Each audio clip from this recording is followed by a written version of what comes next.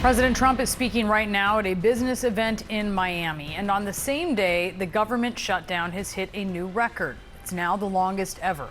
Earlier, a source tells CNN President Trump told Republicans they were getting politically killed by the shutdown. The president urged them to terminate the filibuster so Republicans could, quote, pass all the things they want. All of this just hours after Democrats had a big election night. CNN's chief congressional correspondent Manu Raju is getting new reaction to it all on Capitol Hill. Manu, what are you hearing?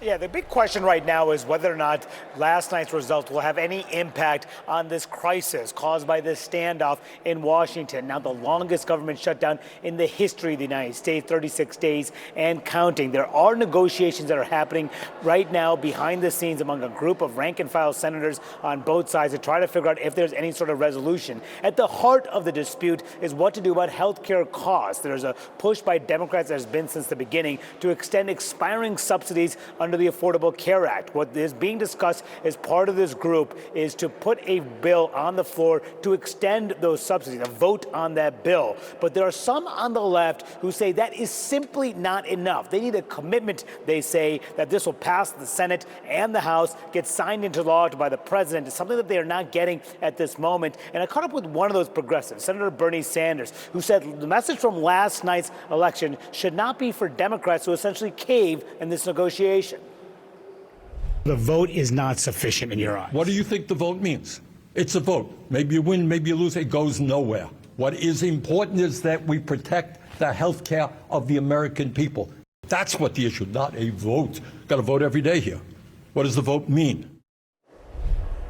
And there are Republicans, too, who do agree with what Donald Trump said, that the shutdown had an impact on last night's results and may have even cost them the elections. That's what Senator Lisa Murkowski said to me earlier today as well. Do you think they're blaming Republicans? I don't know that blaming one side or the other. I think people saw the shutdown, recognize that it's Congress that makes that decision, and we're the party in power. Do you agree that Republicans are losing this? Well, listen, I think we need to reopen the government, and I'll leave the assessment of blame to other people, but when you've got 42 million people who are going without food assistance, almost 750,000 in my state, when you've got people who are missing their paychecks, air traffic controllers, members of the military, FBI, I mean, this is real suffering, and it needs to end. But I'm told in that private meeting earlier today that President Trump contended that Republicans were losing the shutdown fight because they are the party that is in power, as he called for changes to the Senate filibuster rules. He did get some pushback, I'm told, from Senator Lindsey Graham, who defended the Senate filibuster rule. That's something that Senate Majority Leader John Thune is also defending. And he told me today that I think the elections were going to be what they were going to be, disputing the notion that it was the shutdown that cost them the elections last night. Manu Raju live on Capitol Hill. Thank you so much. Let's get some perspective now with Republican Congressman Don Bacon of Nebraska. Congressman, thank you so much for being with us. So you have these conflicting messages between the president, who says the shutdown hurt Republicans at the polls, and Senate Leader Thune, who says that, as Manu put it, the elections were going to be as they were. Democrats are now calling for direct negotiations with the president. Do you think it's time for him to get more involved in reopening the federal government?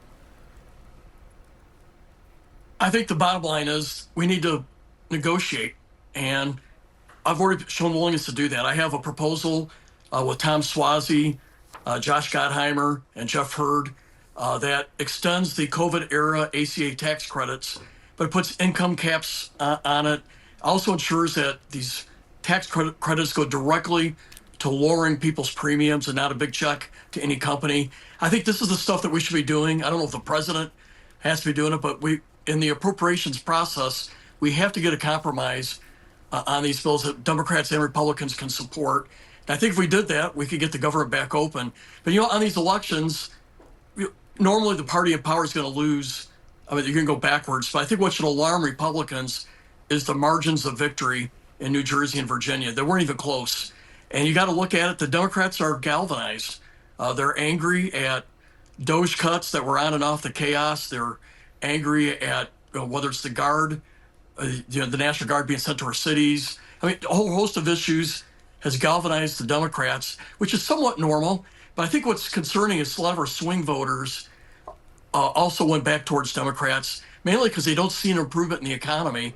And I think tariffs are part of that problem. And I think the president, by trying to assign blame on the shutdown, I think he's missing the bigger picture on what was the cause of the defeat last night. Right now, a lot of polling shows 50-50 on who to blame, and maybe even more blaming the Democrats on the shutdown. But I don't think that was the issue for the losses yesterday. I think it's the galvanized Democrats and swing voters who don't see an improvement in the economy. I think you're right in that what we've heard from voters is that affordability remains a chief concern, even though it's a big part of the reason that President Trump was elected, right? He claims not to have inflation, but it has not stayed at the Fed's 2% goal. It actually recently went up further. Prices at the grocery store, they're up about 1.5% since he took office. Do you think the administration has done enough to address affordability?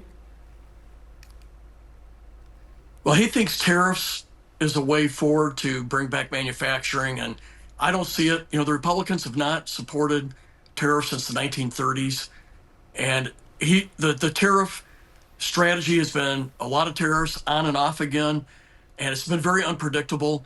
And I think our economy has had instability because of this. And the average person, when they go to the supermarket, as you say, they've not seen an improvement. And I don't think you've seen improvement in our job numbers. And a whole host of data we're not seeing, really not going backwards, but it's not going forward. And I really think tariffs have undermined the president's economic progress here. And he's believed in it since the 1980s, but I think it's been misguided. And I think it was this area that hurt him with swing voters yesterday. Now, the Democrats are going to be galvanized. They always are in the midterm, you know, the minority party. They're more galvanized than ever. As much as they hate each other, they definitely are unified against Trump. But I think the biggest issue is the swing voter thing, and it's the economy. If we don't win the economy, we're going to lose next year in the midterms. Speaker Johnson doesn't share that level of alarm, he says, in part because of the way that he sees redistricting efforts playing out, given the result that we saw with Prop 50 in California, offsetting the 5 seats that were redistricted to lean Republican in Texas. Do you anticipate Republicans are going to lean even further into this effort, including potentially in Nebraska? I don't think so in Nebraska. We're probably 2 votes shy of any redistricting process here. But that said, if you look at every state, and I've looked at the analysis, if every state redistricts in a partisan way, the Republicans would pick up about 10 seats. And so I think a lot of studies show that. The Democrats have already done a lot of aggressive redistricting. For example, Illinois, you can't make it even any worse hardly. It's a terrible example of gerrymandering. And so I do think we're going to see Republicans try to do more. I don't think we're going to see it in Nebraska. But in the end, we may pick up 2 or 3 seats because of redistricting or gerrymandering. But I don't know if that can overcome a normal midterm election cycle. And if we can get an economy in a stronger spot, that'll put us in a better spot for next year.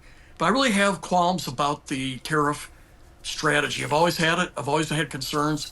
And it's going to be interesting to see what the Supreme Court rules. Yeah. And I could tell by their questioning today that I don't think they're sold on the tariff and that the president has these authorities.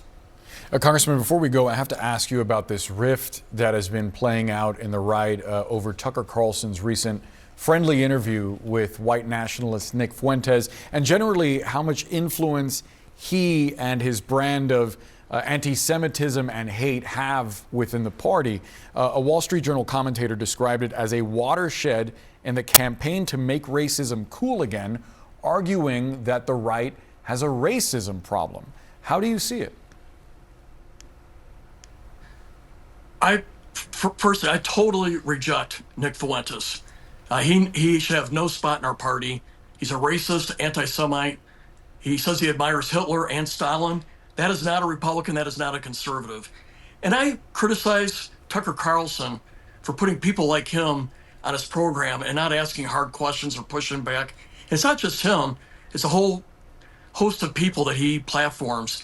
And Tucker Carlson, he's wrong on Ukraine, I believe. I think he's wrong on Israel. He's an isolationist of the 1930s Republican model, not a Ronald Reagan type at all.